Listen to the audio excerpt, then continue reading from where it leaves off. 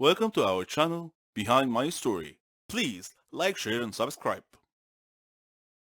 Hi there. I'm Andrew and I'm 23 years old. I'm a student in a medical college. I'm studying to become a doctor because it's my lifelong dream to find a cure for cancer. I want to save people's lives from the scourge of this disease. This war became personal for me when my mom fell victim to it. Mom fainted one day and we took her to a doctor who took some x-rays and diagnosed that she had lung cancer. Eventually, she succumbed to it and passed away. After that, I swore that I would find a cure for this hateful, evil curse on mankind. I began researching every book I could find on the subject, including old medical texts and foreign research papers and journals. One ancient tomb I perused mentioned a little-known, rare herb that grows high in the Himalayan mountains in China that was said to be able to reverse the effects of cancer damage. Heartened by this discovery, I set up a small expedition to go find said herb no matter the effort and no matter the cost. I completed my preparations and enlisted the help of one of my colleagues.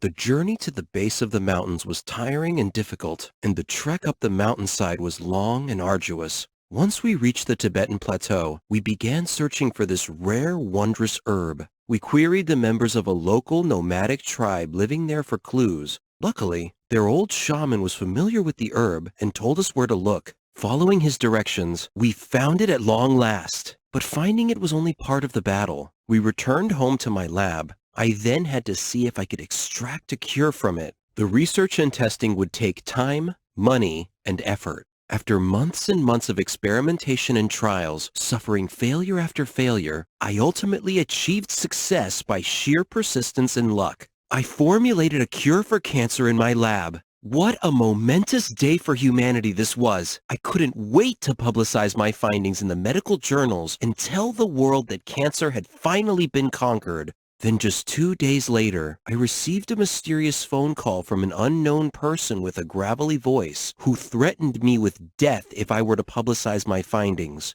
I was shocked that someone would want to block a cure for cancer at the expense of millions of cancer deaths in the years to come. And so, here I stand in my lab, unafraid and unswayed. I will publish my findings, and I will let the world know about this miracle cure. If my life should prove to be the cost of saving posterity from the continuing ravages of cancer, then so be it. I will gladly pay that cost. My name is Carl, and I'm 15 years old. I used to be the team leader of the school's basketball team, and I was proclaimed the best player on the team for the past 2 years. Unfortunately, I developed a bad leg infection and had to quit playing, so I became the team's coach instead. A player named Frank assumed the team leader position when I transitioned to the coach position. He and I were not on good terms. In fact, we were downright enemies. Our team, which had won many championships in the past, began losing games under Frank's leadership because he refused to follow my guidance. Some team members requested that I rejoin the team, but I told them that my leg hadn't healed yet. I was still undergoing physical therapy to regain my leg's strength.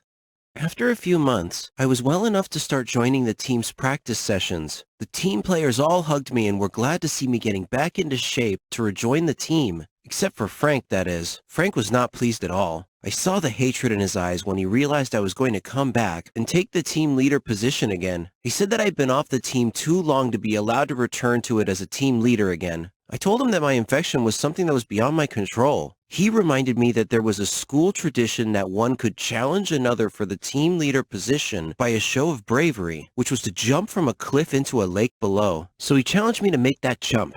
If I could do it, then he would gladly relinquish his team leader position to me and give me $1,000 to boot. He was so confident because he knew that I had a fear of heights. He also knew that if I didn't accept his challenge, then I would be in an untenable position as far as all the team members were concerned, so I had no choice but to accept his challenge. He scheduled the challenge date and invited the team to watch the challenge. I was terrified, but it was now a matter of pride and dignity and a test of my mettle. My reputation was at stake. I arrived at the lake first, then the team members one by one, and then Frank arrived last. He handed the money to one of the players and said that if I couldn't make the jump, then he, Frank, would keep the money and remain the team leader. I went up to the top of the cliff and looked down. I had a moment of vertigo. I thought of backing out, but I heard the team chanting my name over and over and knew that I couldn't let them down. Their support emboldened me, and my fear lessened. I closed my eyes, screwed up my courage, and jumped. I had a feeling of having wings and flying through the air. It was only the blink of an eye before I crashed into the water feet first and went deep. Amazed that I had survived the jump, I began swimming rapidly upwards. When my head broke the surface, I enjoyed the delicious sight of incredulity on Frank's face. So I won the challenge, collected Frank's money, and was reinstituted as a team leader. The team's support gave me the courage to face my phobia and overcome my fear. Friendship is not a word that is easily described. In fact, those who know the true meaning of it are scarce. It usually comes with a bond of trust that is not easily broken. The question is, can you believe in that bond till the very end, no matter what? My name is Sophie. I'm 21 years old. I used to live with my parents and my two siblings, Lena and Brian. Dad's an architect. Mom's a doctor. But she had to leave her job to take care of Brian and Lena because they were young and still needed her care and attention. And for a long time, so did I. As a kid, my parents were always worried about me. I didn't have any friends at school, and I was very shy. I would immediately cry when something happened, but all that changed when I met my guardian angel, Matilda. The way we met was somewhat bizarre. I did pretty well in my studies at school. I had hobbies like art and music. Unfortunately, there was this one group of girls who liked to bully people like me. One day, in science class, I was carrying a project I was working on when those girls stopped me and tried to take my project. Just when I was about to cry and let them steal it from me, a girl appeared and told them to leave me alone, or else they would have to deal with her. When they saw her, they looked frightened and left in a hurry. I didn't know the girl, but when I turned to look at her, I saw that she was a tall brunette with a beautiful smile. She took my project and held it for me because I was shaking and sobbing. Then she walked me to class and told me she would be back during break to check on me. As she was leaving, she called back to me and shouted that her name was Matilda and said that she would see me later. She did indeed come back during break. The clique of bully girls left me alone after that and kept their distance from Matilda as well. I asked Matilda why they were so afraid of her. She laughed and said it was a long story, but the short version was that she beat them up once, and they became afraid of her and stayed clear ever since. I asked her how she knew that those girls were always bothering me. She said it was pure coincidence, that she had happened to be in the classroom the day they tried to take my project from me. She said that I looked so helpless that she decided to step in. I asked her to be my friend. She teared up a little and said, "Of course," and from that day forward, we became the best of friends. I was cheerful every day now, and we grew closer and closer together. The happiest days of my life. Her story was unusual. Her dad was a boxer. Her parents split up because her mom couldn't stand the thought of him risking his life boxing every day, so she left. Her dad did his best to look after Maddie and her two little sisters. Then, one day, he was killed by thieves who robbed him as he was coming home from work, leaving Maddie to raise her siblings alone. This heavy responsibility matured her and toughened her character. She taught me to be bold, to love adventures. I feared nothing with her there. I dealt with situations decisively, without hesitation. We were like two separate halves of a ship sailing in the dark that happened to find each other one night and came together to complete each other. This was how I met Maddie, and our friendship grew stronger year after year. Maddie and her sisters were like my own sisters. We were all one big happy family, until something happened that disturbed the fabric of our universe. I enrolled in the College of Engineering, while she enrolled in a different college. The first year of college was difficult for me, because I missed Maddie so much. But then I tried really hard and focused on my studies. In my third year, I met Matthew, a player on the college basketball team. During that time, I was working for the college newspaper, and I was assigned to interview him. He was smart, handsome, and had an inspiring story. His parents died when he was young, leaving him responsible for his younger brother, so he decided to work and earn money while pursuing his dream of being a basketball player. By the time we met, he had a chance to play in the NBA. We had a connection, and he proposed to me. I wanted to tell Maddie so badly, to share this wonderful news with her, but I couldn't. Maddie had completely disappeared that year, and I hadn't seen her at all. I didn't know where she was or how to reach her.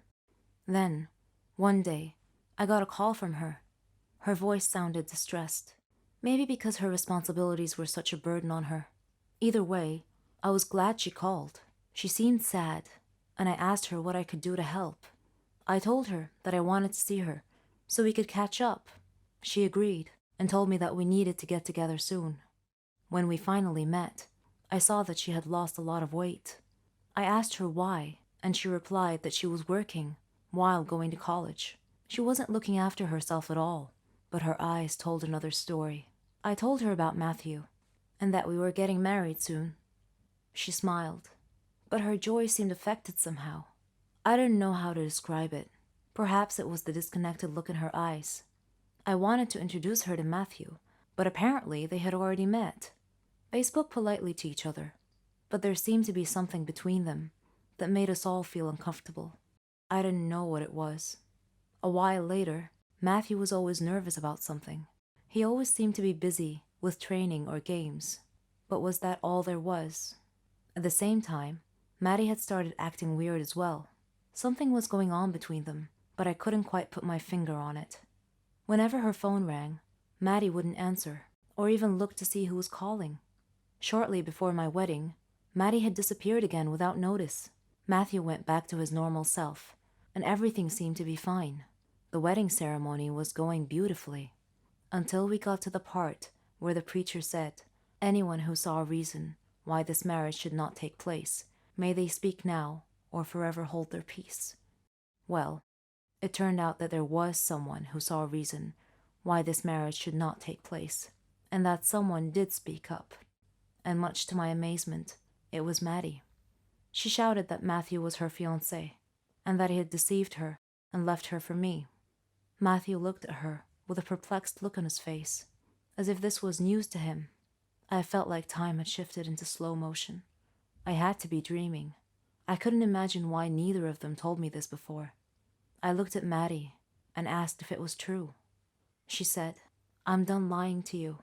I don't want to act anymore. Meeting you has been the most horrible thing that has ever happened to me. My life was going well till I met you. You got everything you wanted, even Matthew. He chose you instead." I was staring, lost for words. Tears started running down my face. "Please leave," I said quietly. Maddie was crying too, yet she smiled and walked away. I didn't understand her behavior. Why did she smile as she walked out of my life? Days later, the answer revealed itself. Matthew and I knew each other well, and what happened at the wedding did not affect us at all. Still, I could see it in Matthew's eyes. He had something to tell me, and one day, he came inside the house with tears in his eyes. I asked what was wrong, if his family was okay. He nodded and said, "They're all fine, Sophie, but there's something I've been wanting to tell you." During those times, when Maddie disappeared without warning, it was because she kept a secret from you. She had a terminal disease. She was dying. I was shocked. He continued and said that she had arranged the scene at the wedding to make me hate her, so that when she died, I wouldn't feel grief or sorrow. That she had loved me so much. Soon after our wedding day, her disease took a turn for the worst, and she died. I was still standing in shock. He gave me the letter she wrote me. "Dear Sophie, I'm sure that up to this point in time, you didn't understand my strange behavior, my sudden change.